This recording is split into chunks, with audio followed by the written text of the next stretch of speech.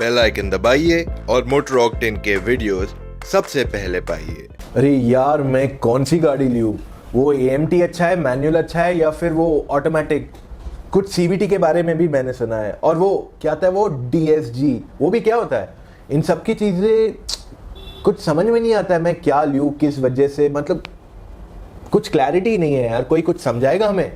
अगर आपके भी यही सवाल है तो आप देखिए ये वीडियो अंत तक।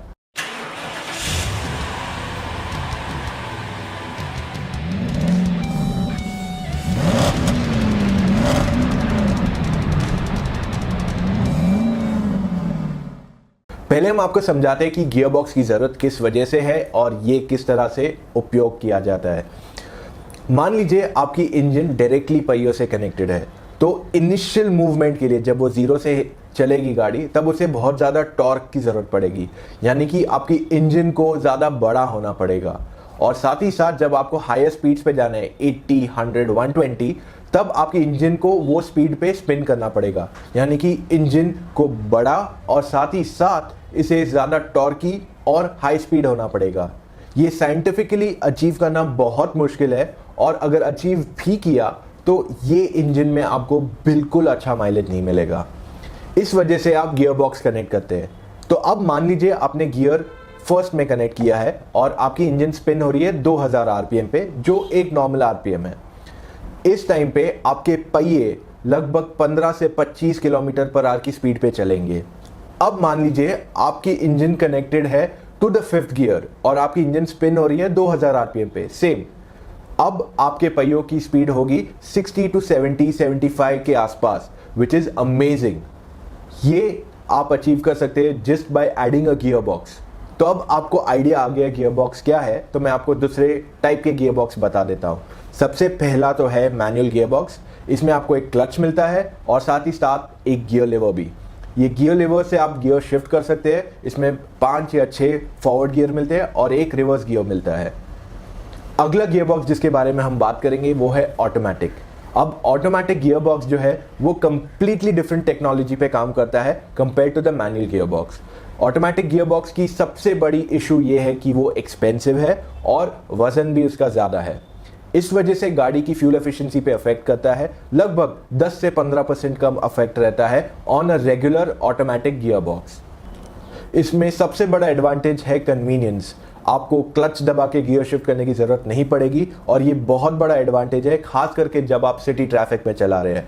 आपको सिर्फ एक्सीलेटर और ब्रेक दबा के काम चलाना है and you are through this traffic.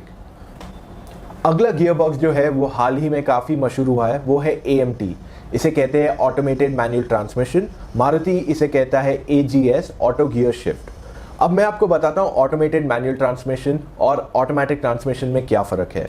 जो मैनुअल गियर बॉक्स है उसे आप समझ लीजिए आपने एक दिमाग लगा दिया है, तो वो दिमाग सेंस करेगा आप क्या इंजन स्पीड पे है और आपके पहिए क्या स्पीड पे है, और उस हिसाब से वो गियर शिफ्ट करेगा। अब क्योंकि ये आपके एग्जिस्टिंग मैनुअल गियर बॉक्स पे ही फिट किया गया है, इस वजह से इसका कॉस्ट इंक्रीज ज़्यादा नहीं होगा। लगभग 40 से 60 हज़ार के बीच में इसका कॉस्ट इंक्रीज होना चाहिए। जिस तरह से आपने देखा है डस्टर में आता है 6 स्पीड मैनुअल और 6 स्पीड AMT, उसे बेसिकली एक एक्स्ट्रा दिमाग लगाया गया है जो सेंस करता है speeds and changes gears accordingly. अब AMT का फ़ायदा ये है क्योंकि ये लाइट वेट है, तो इसका माइलेज पे ज़्यादा असर नहीं पड़ता है। तो समझ लीजिए लगभग 5 से 8% का डिफरेंस रहेगा in fuel efficiency when compared to a manual gearbox. मगर ऑटोमेटेड मैनुअल ट्रांसमिशन में एक लॉस है, वो है it is a bit lethargic, यानी कि वो गियर शिफ्ट करने में थोड़ा एक्स्ट्रा टाइम लगाता है compared to a normal automatic transmission. Mostly जो AMTs मार्केट में आते हैं वो टिपट्रॉनिक है, यानी कि अगर आप D में छोड़ के चलाएं गाड़ी तो आप चला सकते हैं, और अगर आप चाहते हैं full control on the car तो आप उसे शिफ्ट कर सकते हैं टू अ डिफरेंट मोड, और प्लस माइनस से आप अपने गियर शिफ्ट कंट्रोल कर सकते हैं। अगली बात करते हैं हम CVT की, जो काफ़ी फेमस गियर बॉक्स है and it is used in most of the Japanese cars. अब ये गियर बॉक्स एक कंप्लीटली डिफरेंट टेक्नोलॉजी पे चलता है जिसमें इनफाइनाइट गियर्स है, यानी कि इसमें आपको मिलेगा काफ़ी अच्छा फ्यूल एफिशिएंसी और साथ ही साथ स्मूथ शिफ्ट। जो आपको जर्क थोड़े बहुत मिलते हैं ऑटोमेटिक और AMT, that will go away in the CVT। इसमें फ्यूल एफिशिएंसी का ज़्यादा ड्रॉप नहीं होना चाहिए और काफ़ी सारी गाड़ियों में CVT ज़्यादा एफिशिएंट रही है compare to the manual gearbox. अब CVT के भी डाउनसाइड्स हैं, जैसे ये भी एक्सपेंसिव है लाइक द ऑटोमेटिक ट्रांसमिशन। इसका दूसरा डाउनसाइड ये है कि अगर आपको क्विक एक्सेलरेशन चाहिए तो आपका फ्यूल एफिशिएंसी बहुत जल्दी कम होगा। This is definitely a big downside for the CVT। आखिरी में हम बात करेंगे DSG की, जो है dual clutch gearbox. It can be also be called as direct shift gearbox, जो फोक्सवैगन इसे कहता है। फोर्ड इसे DCT कहती है, मर्सिडीज भी इसे DCT कहती है। अब ये गियरबॉक्स ऑटोमेटिक है, मगर ये भी बेस्ड है on the regular manual transmission. अब इसमें क्या किया गया है कि आपको 2 क्लच दिए गए हैं।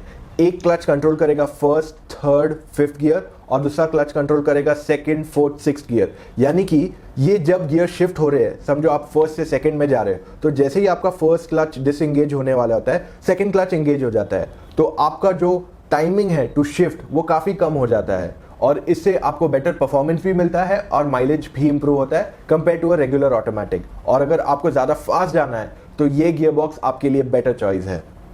ये सबसे बेस्ट टेक्नोलॉजी है इन ऑटोमेटिक गियर शिफ्ट्स और इसकी प्राइस भी उतनी ही ज़्यादा है। इसकी कीमत कम से कम 1,20,000 एटलीस्ट है over the regular manual transmission.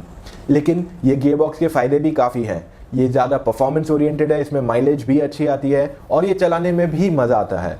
ये था हमारा आज का video on the different types of gearboxes. अगर आपको ये वीडियो पसंद आया है then do not forget to give us a thumbs up and if you have any comments तो नीचे अपने कमेंट्स छोड़ दीजिए, हम उनके जवाब आप तक जल्द से जल्द पहुंचा देंगे। And yes, do not forget to subscribe to the Motor Octane YouTube channel.